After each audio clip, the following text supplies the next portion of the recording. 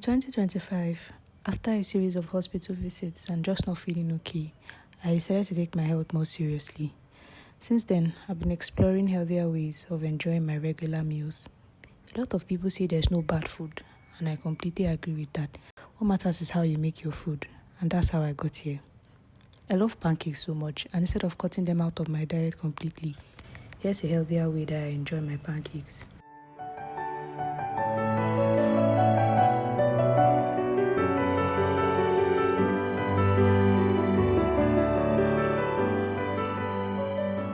The trick is really to control what you put inside and your portion sizes as well. I do this by substituting. So instead of sugar, I use dates, and instead of oil, I use butter, and instead of regular flour, I used oat flour for this particular recipe.